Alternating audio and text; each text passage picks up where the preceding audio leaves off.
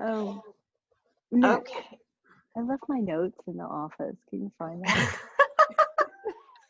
Well, we are super professional with everything here. Can you tell, Danielle? We're just like the newest, we are So the newest tired. professional show on the block. So great. Welcome, everyone. We're so glad you're here, whether you're watching the recording or if you're here live. My name is Stephanie Weinert. I'm a Catholic mom down in Charlotte, North Carolina. I have 5 children, and I work from home, and I homeschool my kids. And my partner in crime tonight, and for all these Zoom calls, is Elizabeth Foss. She is up in Virginia. She is a mom of 9 children. Elizabeth, do you want to just chat a little bit about who you are and your life, and then we'll introduce Danielle here in a second. Sure. I think I can do that without my notes. I left my notes in the other room. No, I don't need that. I'll come get them in a minute. I can still remember who I am, even though this is becoming very late. I'm Elizabeth Foss. I am the mother of 9. I have 6 under my roof right now, from 11 to 23. I was thinking about it this afternoon, and I have worked from home since 1989. Wow.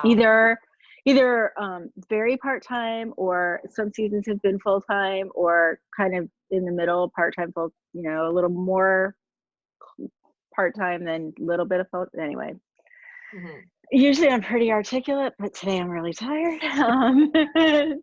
My husband works from home. So for a long time in our marriage, when our kids were really little, he worked from home, and either he was home or he was traveling. He's a sports television producer director, so he would either work from home or he was on the road. And then about 11 years ago, he started working full-time out of the house, but still traveling. So he had about an hour's commute into DC.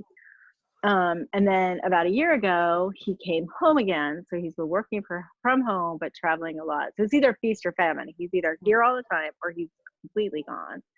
So we've worked out a lot of our own, how do we do this with us both in the house? Because I think that's the thing that's unique to this time, is a lot of people are either working from home for the first time in a situation where they ordinarily work in an office, or they're both working from home all of a sudden, and that's kind of new. So I'm going to let Danielle introduce herself, and I'm going to go find my notes. I'll be right back. Okay. Danielle, we're so glad you're here. Welcome. Thanks for having me. I'm excited to talk about this topic because I have been a working at home mom. I was trying to figure it out tonight, and I guess it was year 2000. So it's been 2 decades that I've been working from home in some capacity. For sure, that wasn't always full time. It started out very much freelance and pick and choose what I was working on and when I was working on it, but then developed into full time working at home several years ago. So I've been doing that for a good while now. So this is a topic that I've wrangled with personally a ton. But, taking a step back before we dive into the topic. So for people who aren't familiar with me, I'm a speaker and an author, and I work full-time right now for CatholicMom.com. I'm brand manager over there under Holy Cross Family Ministries. For years, I was in magazine publishing. I was publisher and editor-in-chief of Catholic Digest for many years.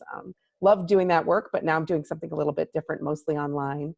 And my husband, Dan, and I live in New Hampshire. We have 8 kids, 5 of them under our roof right now, and 3 of them living in other places. 2 of my kids are married, and we're in a whole new stage and phase of life right now. But I have had experience in working from home at all those different stages, with the baby in the arms and all of it. So I hope we can dive into all of those different things. Yes, I hope we can too, because I know we have moms here at all different stages, with the teens at home, and what does that look like? Or with the little tiny ones at home, and what does that look like?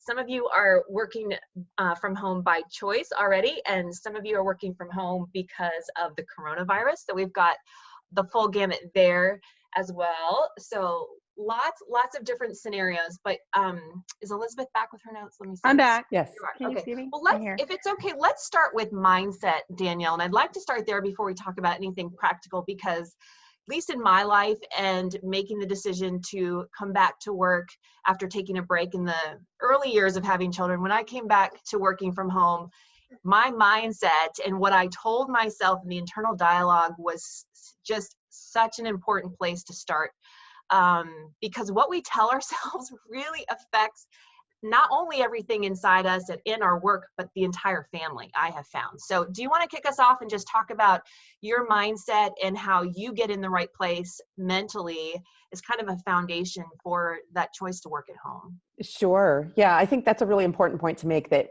you are in control of your mindset. That's the one thing you can control, right? Right. With all of the others. So making sure you have the right mindset going into it, I think, is really helpful. And one important point that I want to make sure that I make, and this really is like, if this is the one thing you take away about working from home, that's great. Because for me, this makes all the difference, is making sure that you are, as you're going about making these decisions about your work, about your time management, about how who's going to be in charge of the kids and all of the different schedules and all of those nitty gritty things, make sure first and foremost, you're recognizing that you belong to God, and your day belongs to God, and your work belongs to God.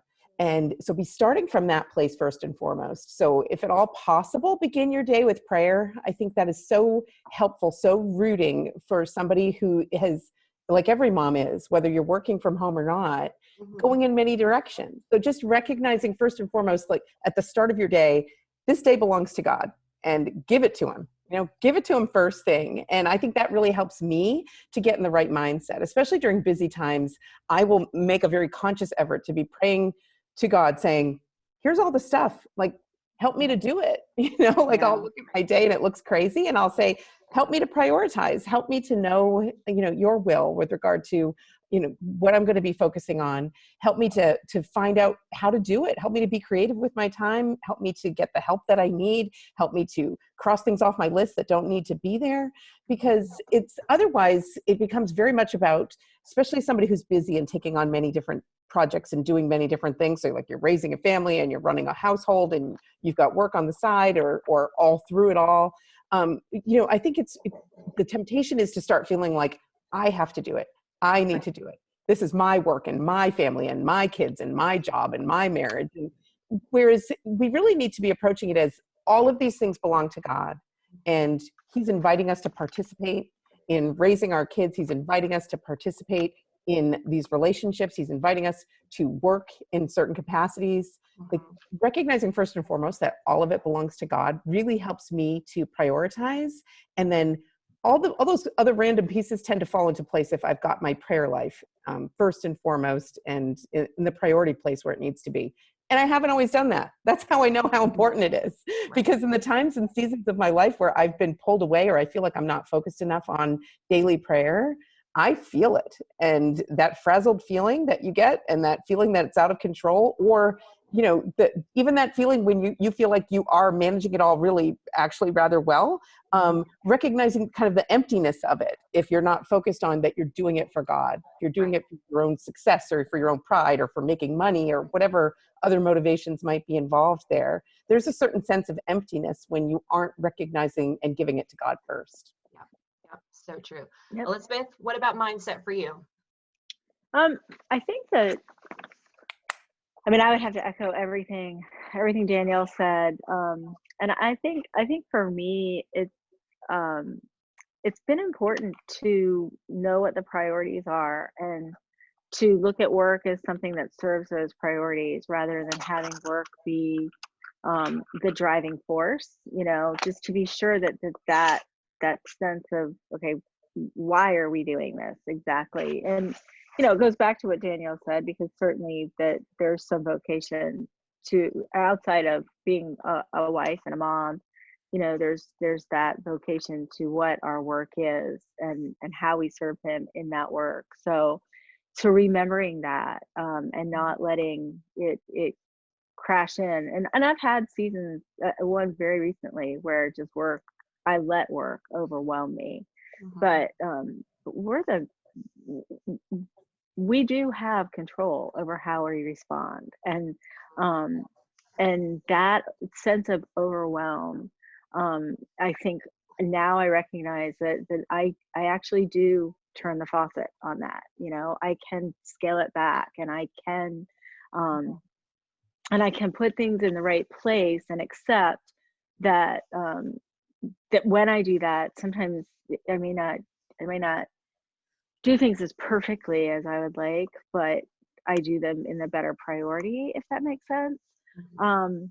And then for me, I just have a real sense of more now than ever that I can only do one thing well at a time. I mean, I can listen to an audiobook and fold laundry, but other than that, I, so trying to squeeze it in doesn't work for me. I'm much better if I set aside focus time where I'm going to get work done. And this is my tunnel vision time to work on work. But also when work is not, it's not a work time, it closes up, it gets put away. I remember ages ago, and Danielle and I wrote a book together like 12 years ago. And I was on bed rest a lot of that time. But I remember in that time, and this is going to date us a little bit, but we were talking about whether or not to buy a laptop. And like we had a conversation about, well, if you buy it, then you can take it like from one room to the next. And are we afraid it's going to follow us? Like work's going to follow us everywhere. At the time, we both had desktops, and you did work in this spot, but when you moved from that spot, your work stayed in that spot. Like, so you weren't trying to multitask in the kitchen or, take it up to the bedroom or whatever else. We had this long conversation about it. And, I love my laptop. But again, I need to master my laptop. I need to be able to close it up and put it away. And that's been the difference between, a complete meltdown like 18 months ago and having a real sense of balance now. For me, I just can't do I can be everything all at the same time thing ever. Yeah. Two things that with mindset that have really helped me is one, you touched on this, Elizabeth, having your why you are working, and really knowing that and owning that. And it can be anything. And it's a very worthy reason to work because you need the income or you want the right income. Absolutely. And it's not a choice a lot of right times. And absolutely, it's not always a choice, but knowing why you're doing what you're doing and being very focused and clear on that will help you through the hard times and through the learning how to work all the details out.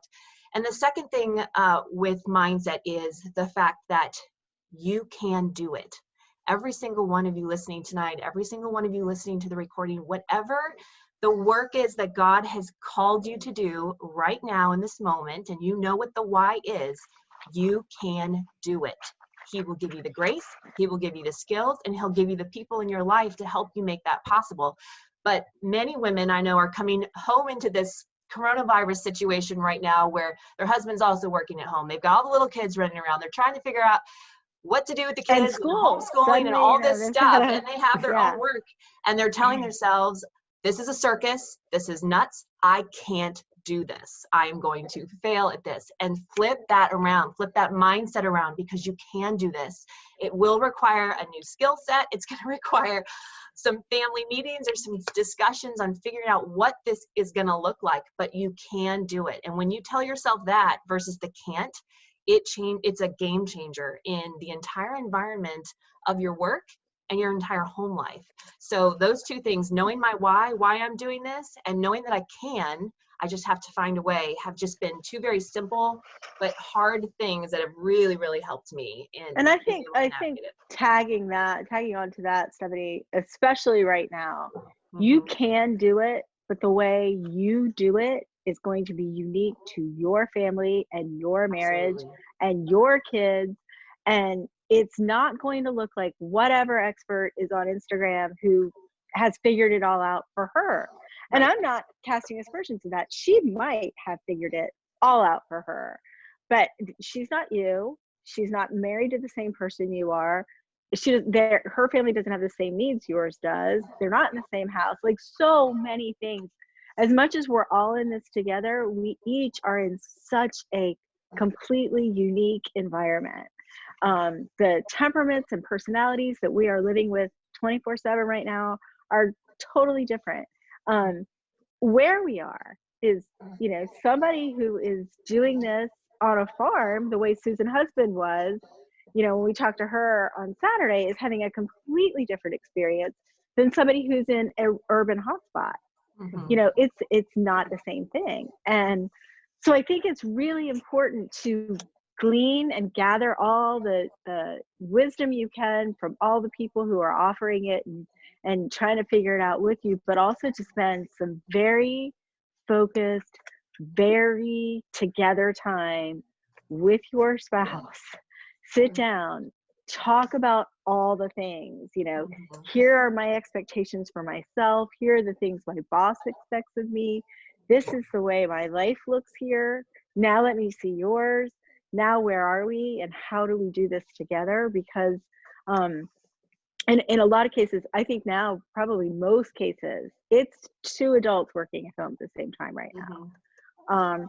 With the exception of, people like Kendra St. Clair, whose husband is in the hospital working 12-hour shifts at a time. And, and those people are working under tremendous pressure because they're home with the kids, maybe trying to do their own jobs and under a tremendous amount of anxiety. So there too, like, the communication thing cannot be overstated. It just has to happen. And we had something come up this morning. We're trying to sell a house and we're trying to buy a house, and suddenly we're working remotely with a lot of people who are working remotely in situations where they otherwise wouldn't be, mortgage people and realtors and all those people. And Mike said something to me this morning, like, I just feel like this should have been a phone call.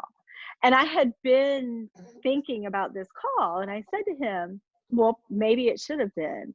And I don't know that guy at all, but maybe it's 9 o'clock in the morning and his toddlers are running around like chickens with their head cut off. And, he's a kid who is used to starting school at 9 o'clock in the morning, and they haven't had time to figure out, what do we do now when we have to make a phone call? Like, that's the nitty gritty of it all, where we're all figuring it out. Yeah. So I think those are the mindset things that you got to huddle up and figure out a family plan. Yep. Well, let's talk a little bit about some skill set that's necessary for making work from home mom life possible. Danielle, let's start with you. What are some of the maybe more practical skills that you have learned or find necessary for making the work from home life work? Yeah, I mean, I think I'm not naturally a super scheduled person, but I have had to be. Over the years, I have grown into that a little bit more anyway. I'm still not the kind of person who has every moment of my day scheduled, but I have learned to schedule blocks of time where I need to be focused on things.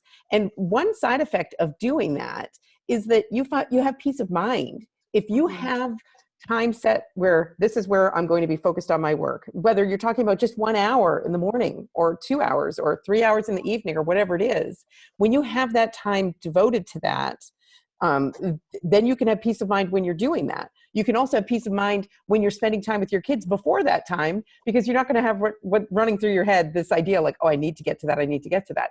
And the same works too when you're working on your work. You have time set for your family, for when you're going to make dinner or how the laundry is going to get done or whatever it is.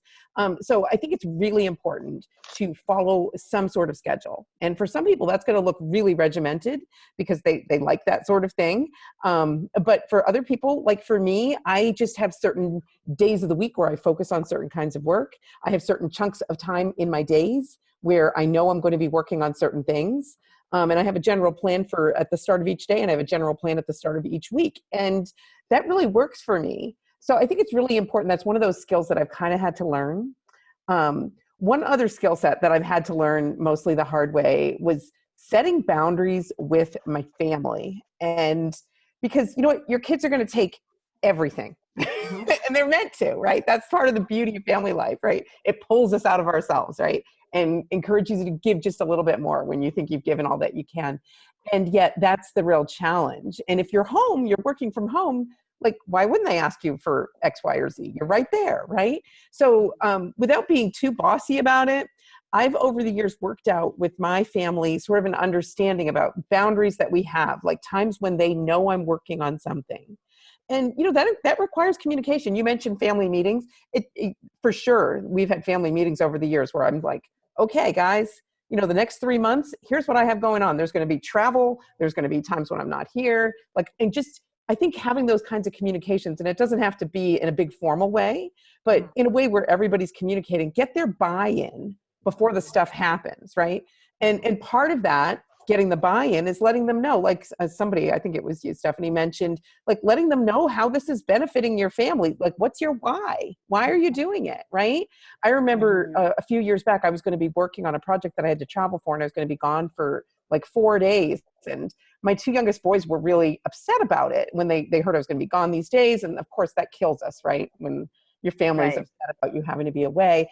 And I remember at the time just pausing and then saying, wait a minute, you know, rather than apologizing to them for this thing I was going to do, I said, you know what? I'm getting paid for this thing that I'm going to do, and that's going to pay for your camp this summer. Like, hello, like everybody's benefiting here, right? And then that really did change how they were looking at it. And it's not always going to be that straightforward, but I think communicating with your family about the, you know, how you can, everyone benefits from you working, but that requires having a clear conversation in your own mind, right? About why you're working and what kind of work it makes sense for you to take on. And then having that conversation with your spouse, having that conversation with God in prayer, and then, you know, and then communicating it with your family. But getting their buy-in is really helpful when you're going to be setting those boundaries then, because they're like, oh, I need to respect this because this is something that she's doing for the good of the family. Right. What about you, Elizabeth? What skills have you had to learn or think is important for working at home? You know, the time management skills are obvious. You have to figure out when and where you're going to work, and that's changed over the years. When they were all little and all at home, it looked more like me getting up early, and I mean, I still get a chunk of work done early in the morning. Back when life was normal, probably for the last 10 or so years, you know, now that I'm old enough, or I'm old enough, yeah, I am, but my kids are old enough that I could leave my youngest at home with somebody else while I might take 2 boys to soccer, where I have a chunk of like a 3-hour gap where I'm not going to go home. It's not really time, but I'm not, you know, I have to stay. I learned to look at those gaps and say, okay, where's the nearest coffee shop? And I set up, and those were prime time, you know, get it done. And it was sit down and be disciplined, that discipline of knowing that you have to close all the browser windows except the one you're working in. Yeah. You know, that's a huge key for me. But I think the skill that I am working on the most and that I've taken the longest to learn is the one where you ask for help. You know, I think that for me, I just always had this expectation of, this is my job, and I'm doing it. It does benefit my family, but I have to make sure it doesn't take anything away from anybody else. So I don't ask for help. Like, I'm going to figure out when and where and how to cram it in. And I'm going to, you know, literally lose the sleep to do it or whatever. And I wouldn't ask for help. And I wouldn't until like I'd fall apart and just like, "Ah!" but that's not really asking for help. Right. And now, you know, I've learned that that's probably the skill that's most necessary for me to cultivate, to be able to say, you know, I need to meet this deadline, or I have to have, you know, 3 hours where I can think clearly, and you all need to help me do that. Here's why. So that skill set, you know, I mean, the time management skill set is obvious. You have to figure out when you're going to find that time. And it's interesting, we all took notes here, and we've all called it something different, but like that time of focused, concentrated, deep work, power hour, whatever you want to call it, you know, you need to figure that out. And the time management part of it is for sure. But I think asking for help is a part of primary self-care. Yes. It's very easy when you work at home and there are no boundaries and no borders between your work and your home, and you're carrying your laptop wherever. It's really easy to work yourself into exhaustion very quickly. And the skill of knowing when to say when and how to ask for help, those two things are really critical. Yeah. Danielle, I pulled out your book, Momnipotent, this morning, just to go through it a little bit before having you on the show tonight. And one of the chapters where you talked about caring for yourself really struck me as important to this conversation, because I imagine for a lot of women who are finding the work from home life their reality right now, it's going to be, you know, burning the midnight oil, but also starting the day early to try to get in those hours before the kids. Instead of working out, working. Instead of eating breakfast, working. Like just fitting it in all these pockets, because this is just such a new time and a new territory. Right. So can you just speak a little bit about the importance of taking care of ourselves first, because burnout could come so fast and so easily, especially with all the stress in the world right now. For If sure. you just speak to that a little bit and how we need to take care of ourselves in order to sustain this. Sure. Yeah, that's such an important point to make, because it's so true that women take on so many things. And even if you're not working from home, right? Even if you're just balancing homeschooling or just balancing toddlers and what you're doing in your house, there's such a demand for your time and attention, your energy, and it's endless, right? Like those needs are always going to be there, right? I always remember Jesus's words when he says in the Gospels, the poor you shall always have with you. And I just remember that, like, you know what, that's so true, right? I mean, we're not necessarily feeding the poor in our homes, but there's always going to be that need, right? And I like knowing that God knows that too, right? That's always going to be there. And there always is one more work thing that you could be doing. There's always one more household project you could be working on. There's always one more kid who you could, you know, wipe their face or pour juice for or whatever it is. But so recognizing that first and foremost, I think is really important. And then saying, okay, how am I going to be my best self to be able to care for all of these things that I'm called to? How am I going to show up, you know, ready to take that on? How am I going to be the best worker for my employer? Or how am I going to be the best wife for my husband today? How am I going to be the best mom for my kids? And you know what? The answer to none of those things is, you know, working yourself into a frazzled mess, right? Obviously not. And so I kind of have a love-hate relationship with this whole concept of self-care, because it actually sounds like a burden sometimes, like, oh my gosh, now I have to feel guilty about taking a bubble bath and reading a novel, you know, like, okay, that's not necessarily what self-care looks like, right? It's very basic stuff sometimes. Hygiene, nutrition, exercise, right? Sleep, right? Downtime, where you do something just for the sake of enjoying it or connecting with another human being. Very basic stuff. And those are the things that, sadly enough, get crossed off our lists when we find ourselves busy and we find ourselves stressed. But those are the things that should be making their way to the top of our list, especially when we're stressed, especially when we're busy, especially during a time like this that many of us are finding ourselves in, where there's an extra layer of anxiety and worry. There's concern for finances and health and all of these things that are, you know, that are weighing upon us, especially during this time. We need to be taking time to care for ourselves in the most basic of ways. And I think we women need to be encouraging each other to do that, because sometimes we feel almost like you need permission. Right. And our husbands are great. And I love the man I married, but he's never going to be like, you know, relax, you know, go spend time by yourself. I mean, of course he's done that, you know, multiple times, but not on a regular basis. And he's not necessarily going to notice when I'm skipping those things in my own life, right? I think we women need our girlfriends for this. We need to be reminding each other, you not only have permission to do that, you need to do that. You have to do that. You have to do that to be the best person to serve your family, to be the best person to do this work that you care so much about, right? That's a basic thing. And yet it's something that I think we all can know, and just still so easily just make that wrong decision to not be making time for those things.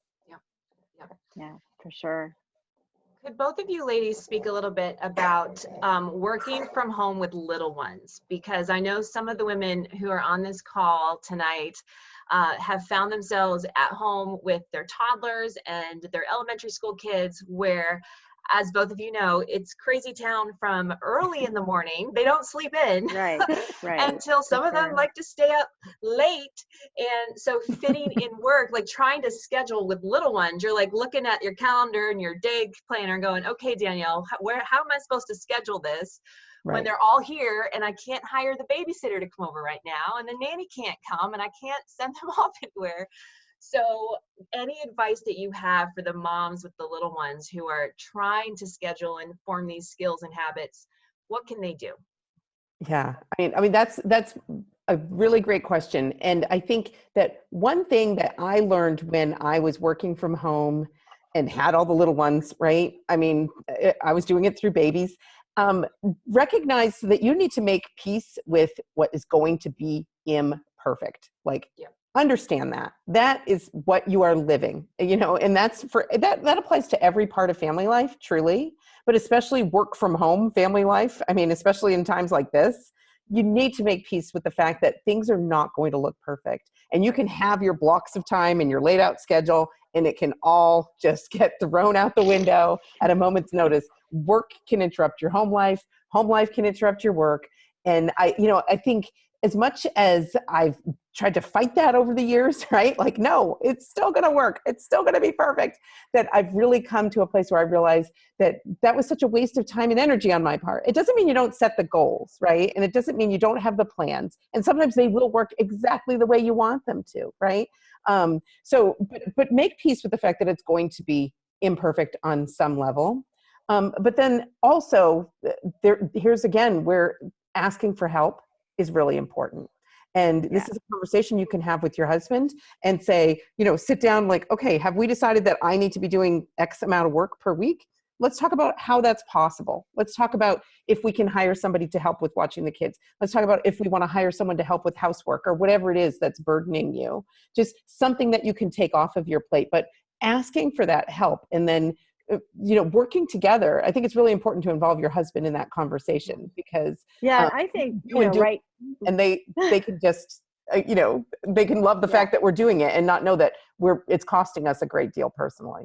Yep. And I think right now when it's not possible to ask anybody in, like the advice that we give for so long is, find a teenager who can come for a couple of hours, or the boy next door can run around in the yard with them for a little bit. None of those things are optional right now, and that makes that conversation with our husbands that much more important, because truly, if you have a bunch of little kids and you're trying to work at home, then you're both going to have to work on childcare together. Like, you both are going to have to tag team and take turns, and your work will never get done unless he's going to be able to help you some to find those, especially if your kids are super little, because it's impossible.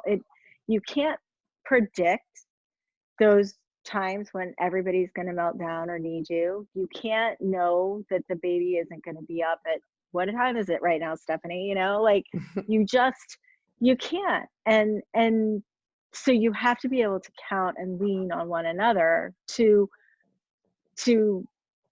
allow for those pockets of, I have to focus. Please just let me shut that door and let that door be a true boundary, and let me focus for, even if it's half an hour. Let me just answer all these emails and tell everybody who wants a piece of me they can't have it today. It's not working. But if I can answer them and tell them that, I'm going to feel better about all of it, because it's not going to be hanging over my head. At least I will have managed it in some way.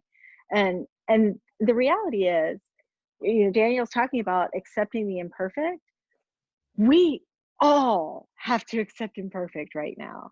Like, this whole situation is so far from perfect, and everybody's every work, we just have to understand that this is not going to be ideal. It's not going to be pretty in some situations, and the beauty in it is going to be giving each other grace. That's growing in patience and giving ourselves a break, and learning that we really have reached the end of the rope here. We are going to have to just lean in and let God pick up every piece that we drop, because the inevitability of dropping pieces is 100%. There is no chance you're going to do this perfectly. Right. Well, I want to open up the chat for questions. If you have a question for Elizabeth or Danielle, go ahead and start chatting in the comment box, and I will ask them your questions in order. I wanted to share a couple of things that have helped me working from home. So I just had my 5th baby. I homeschool and I work from home. And it is always crazy town here. And the thing that has helped me the most is just to accept, as you were saying, Elizabeth, accept that it's always crazy town. It's going to be crazy. It's never going to be peaceful. I'm never going to work uninterrupted, almost never work uninterrupted unless it's the middle of the night. And that's just okay. But there's a couple things that have really, really helped me get a lot of work done in a very short amount of time. And one is prioritizing my work, knowing what the most important thing that I have to get done today is, and having it in an order of priority so that when I have that pocket of 15 minutes, 20 minutes, sometimes even just 10 minutes to sit down and work, I'm not spending 7 of those 10 minutes trying to figure out what I should do or scrolling the internet or downloading my email. I know exactly what I'm going to do as my first thing, and I'm going to do that. Everything else is turned off, like no scrolling, no anything else. I'm going to do that thing that I know is number 1 on the list. And that might be the only thing I get to that day, but I knew that was the most important thing. So always have that priority list, either mentally or written down, however you process. So when you sit down to work, you know exactly what you're going to do first. The second thing is I have enforced afternoon quiet time at our house, and I have done this with my kids since they were babies, so they are so used to this. But from 1:30 to 3:30 p.m.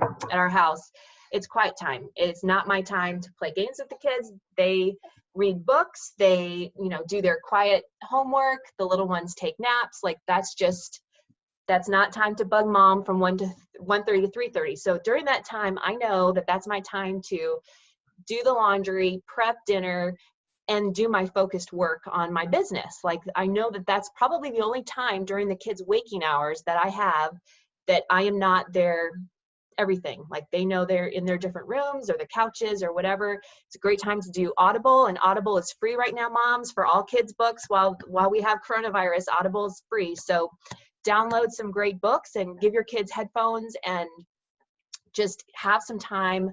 Train them. You have to train them. It only works if you train them, but that has been a lifesaver for me. And then asking my husband for what I call it a power hour, but I have found with my husband, instead of just saying, I need time, saying, I need exactly 60 minutes and I need it either this night or Saturday morning from 8 to 9 a.m. I have no kids, no interruptions. You have the baby. I don't care if you put on Wild Kratts or Dude Perfect on YouTube, like whatever you need to do, Dad, throw the Cheerios on the floor. I need that hour. And if I know I have 1 hour, I can get a ton of work done. So much done. If I know that I have that hour. And then the last thing is I do use screens because I have to use screens at this point in my life, especially not having a mother's helper able to come over, not having a babysitter, and just the craziness of 5 young children. I have to use screens in order to get some work done. But not all screens are created equally. Use the ones that have at least some educational value. So I said on last week's call, Leapfrog instead of Paw Patrol. I was serious. Like Leapfrog, at least they're learning letters and numbers. Paw Patrol, they're just learning an annoying song and learning that the mayors of towns are absolute idiots. Like there's no, and my kids love Paw Patrol, so it's not like we don't watch Paw Patrol, but there is a level of, different layers of screens. And right now there's so many wonderful free programs on nature. There's a great creation-based nature show on Amazon Prime that's free. If you have Disney Plus, National Geographic has all those great animal shows for kids. There's so many ways that they can be learning at least a little bit, but you've got 44 minutes or 28 minutes or something to go answer those emails. And so I just want to be very real that screens are part of my life right now, and that's just the way it is. But I'm trying to be real intentional about what they're seeing, so at least it has sometimes I make my 9-year-old go write me a paragraph on what you learned on the National Geographic show. We call it homeschooling. But that's, do what you have to do. Just be intentional about it and make the best choice you can for your circumstances. So anyway, those are just some things that have helped me with the real little ones, and just being really, really real with where it's at. Oh, and the last thing is, if you're working really hard and you've got a deadline on some date, don't make a big dinner that night. Like that's the night to pull out the chicken nuggets from the freezer, or, you know, that's the night to leave the laundry on the guest bed and not fold it. Like you're prioritizing everything, mama. And like, that's not the night to roast the chicken. Like it's just not, or you will end up in tears and it will just not go well. So yeah, just be that's a gentle great with yourself. point. I think that's really important, because sometimes we, especially women who are doing multiple things at once, we sometimes can fall prey to that. Like, I want to do all the things perfectly, right? Like, I'm not gonna make a subpar dinner. My kids aren't gonna watch screens, and that's just really a recipe for disaster. And a burned out mom, an angry mom, a martyr mom, like the mom that nobody wants is what you're gonna end up being in that situation for sure. Yeah, for sure. All right, let's see. We've got some questions coming in. Laura says, any advice for someone who is going to be doing live occupational therapy with a 3-year-old underfoot? My husband is a sheriff's deputy and is gone over half the time. Oh So, my gosh. okay, so let me understand. So I'm guessing you're doing lives on screen, and then your 3-year-old's with you. Right. Gotcha. She says yes, and your husband is gone. Go ahead, Danielle. Well, leapfrog, Laura. I mean, I'm wondering, Laura, is that full-time she's- work that you're doing, or can it be compartmentalized into parts of your day, like taking advantage of nap times, taking advantage of screens, and that sort of thing? I'm hoping you're not going to need to be doing that 8 hours live occupational therapy. I mean, that's a real challenge. But some things that can help, and one thing that I used to do with my kids who are about that age, not sure yet. Okay, so you're not sure about the hours. I remember just desperately trying to homeschool. It really wasn't even about me doing my work, but trying to homeschool with like a 2 to 3-year-old. And it was just always insane, right? You know, like they were in everybody's business and they wanted attention and getting into everything. But I would have certain toys that they were only allowed to play with during school time, you know? So it was like a privilege when they were allowed to play with these certain toys. And sometimes I would have like, I remember one time, and my son, Danny, who's my youngest, he was the one who did this the longest. He was the biggest pain. But he remembers it. Like we had a bin that we'd put dried beans in and have little objects in it. But it was like this special thing. We'd keep it up on a shelf and you could only have this, you know, during certain times when we wanted to not be distracted by him. So I think maybe a combination of different things that only have access to, maybe it's watching Paw Patrol, you know, maybe that only have access to those things when we want to be working. I think that's the beauty of screens, is being able to save them for, like, that is the only time that he's going to, or she's going to get the screen and earbuds, and within sight of you, you know, doing something interactive on a screen might be perfect. I mean, obviously not 8 hours a day if you're having to do this 8 hours a day. I also wonder if some of that, you know, that you're doing with whoever, you know, occupational therapy is a broad thing, and you know, but how much of that can your child be with you watching, you know? I guess then we've got to worry about HIPAA and things like that. So I don't know. This is a puzzle for sure. But the things that we try to do to keep our kids occupied while we educate the big kids are the things that readily come to mind. You know, Play-Doh, coloring, puzzles. And honestly, Stephanie talked about quiet time working because she trained her kids to work it.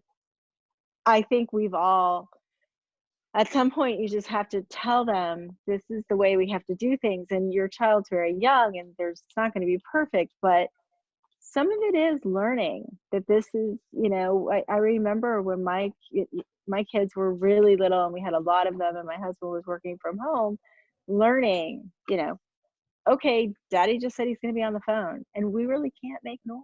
You know, it was a smaller house and we were tighter together, and they did learn, and your child will be capable of learning some of that. There's going to be a learning curve though, and your clients have to be understanding of that. And that's where we go back to the whole, none of us are doing this perfectly. We're all doing the best we can.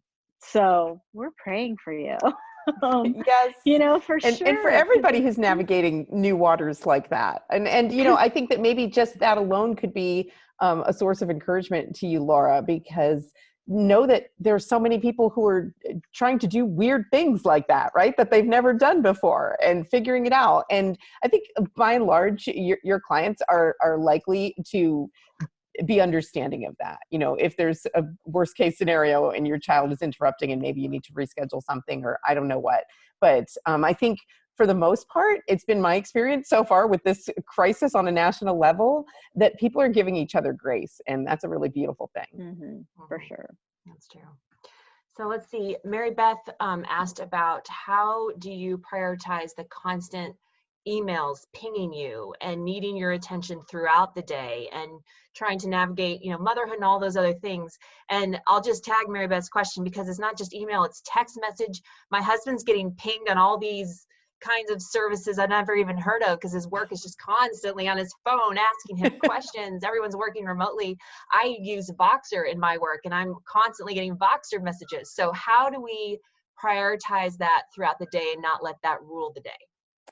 Yeah, I think it's really important to make sure that your technology is something that you are using that's benefiting you and that you are not a slave to it, right? That it's not the master, you are the master. And so that might mean relegating email, for example, to just certain times of the day. That's what I do. I am not on my email all day long. And, you know, to a certain degree, you train the people you're working with how to communicate with you.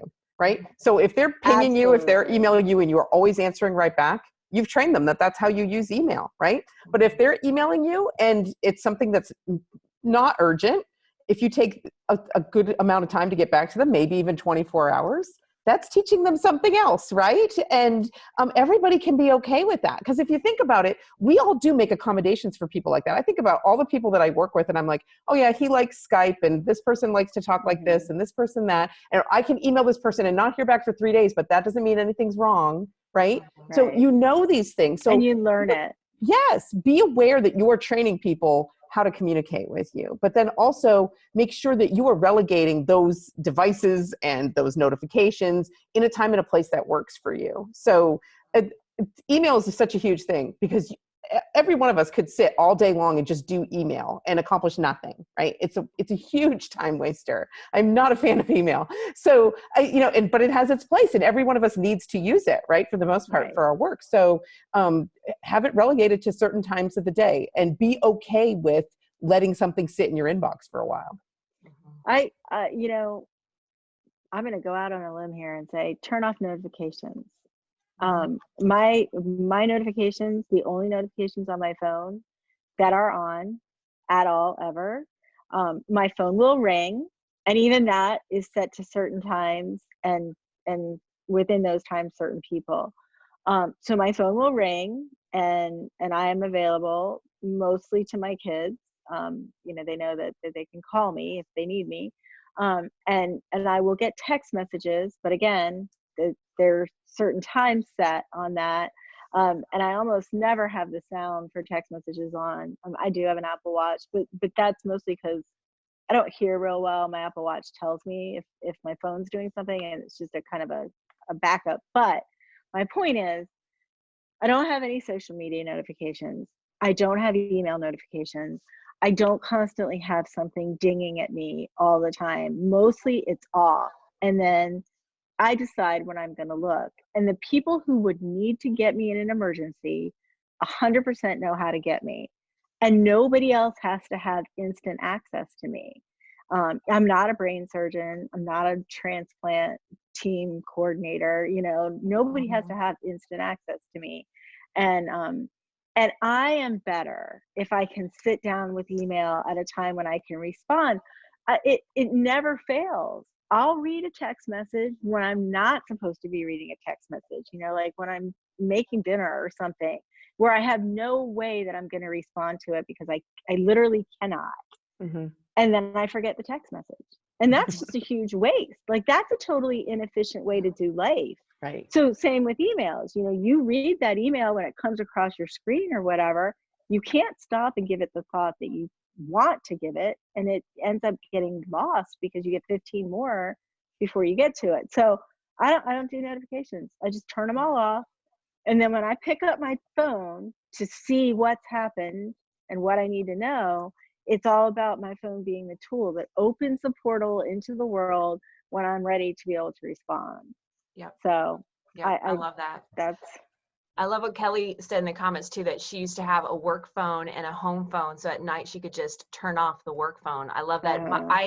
When I went back to work, I was mentored by a very successful businesswoman, and she turned off her work phone at 9 p.m. every single night and just shut work out of her life. And I loved that about her. I respected her for that right, so much, that she wasn't 24/7 available to me and anybody else to right, ask work questions, or just, and nobody knew that other number to call her personal number. So whatever you right. have to do to put those boundaries there, because otherwise it just eats at your heart and your mind constantly, and that's not healthy.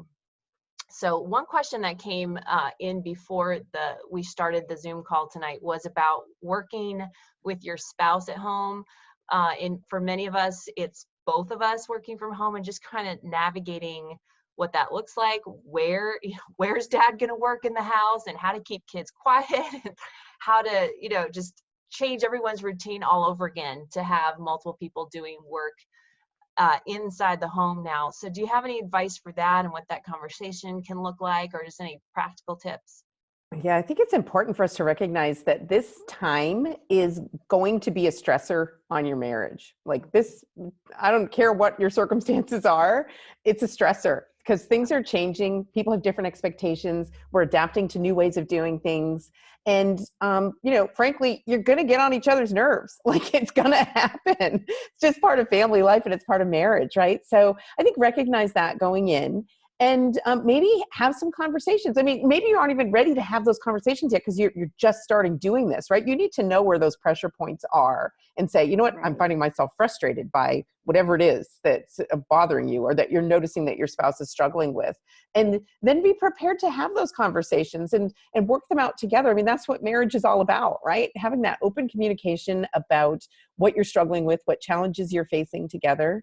But I'm also just looking at this time of quarantine with my husband under the same roof with me 24 hours a day. I mean, he has his own business and he sets his own hours for the most part. So he very frequently would be home during morning times anyway to be helping with homeschooling and whatnot. But now that he's never going anywhere and I'm never going anywhere, I'm also looking at it as an opportunity. And I want to encourage other people to do that too, that this is an opportunity for you to look at ways in which you might go deeper in your marriage relationship.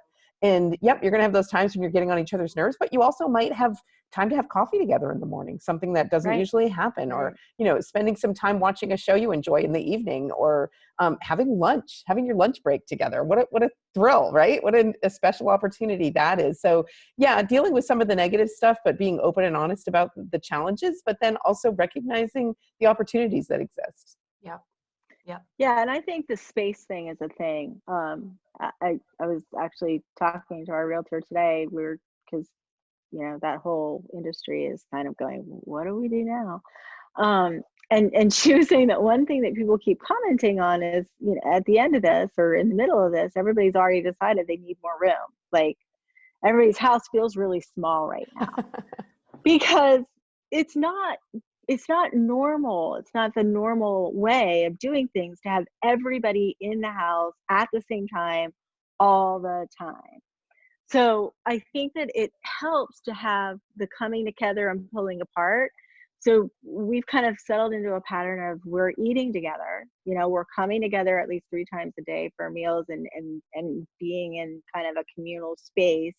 But we're trying really hard to respect um, corners and pockets of the room. I mean, my husband has taken conference calls in the closet, in his car, just recognizing that sometimes it's impossible to silence the other, how many people are we, other 7 people in the house in order to have that call. My daughter is teaching dance lessons via Zoom 8 hours a day. And she's really good about, she's got the AirPods in and she's keeping as quiet as she can, but there's a necessity for a certain amount of being able to talk out loud and not have anybody else doing competing noise. And at the same time, I have two kids who are doing college online, and they've got Zoom classes, and so we're finding corners of the house and everybody kind of getting their space, and respecting that space and telling each other. I mean, it's kind of funny because now there's signs on bedroom doors that say things like "I'm in class," or "live recording happening now," and the sign keeps moving from room to room, and we're really trying to be quiet. I mean, truly emphasizing that we need, in order to maintain some sanity and for people to be able to be productive, we need to respect the need for quiet a lot more than might happen otherwise. Um but yeah, you got to get creative, because nobody's house is built for everybody working from home all the time in a quiet space. It's just, Right. that's not the way we live usually. So Yeah, our homes aren't office buildings. no, and we don't have a whole lot of cubicle like setup here happening. And the Hmm. other thing is, being respectful and sharing Wi-Fi.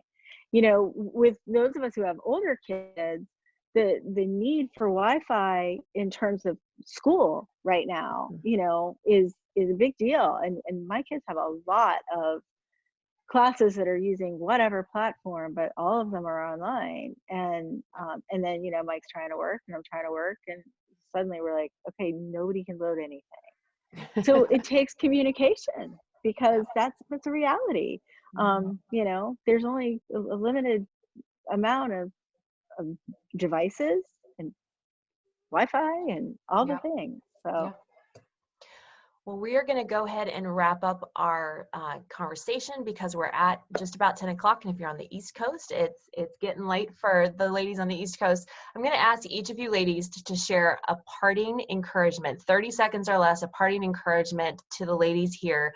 I'm going to start with one myself. The encouragement that I want to leave you all with is to take a Sabbath. Whether or not that can be Sunday, everybody works different lives. It might not be able to be Sunday for you in the job that you serve in, but whatever day you can, take a Sabbath. That God did not make us to work 24/7, 7 days a week. And when we're working at home and everything is virtual, it's real easy to forget that and to burn out really quick. So that's my party encouragement, is to take a Sabbath and give yourself a chance to rest. Go get a novel that has nothing to do with philosophy or theology or anything heavy. Just sit there and veg out your brain. That's what I like to do on Sunday afternoons, but do something that just is restful to you. Danielle, what's your parting encouragement?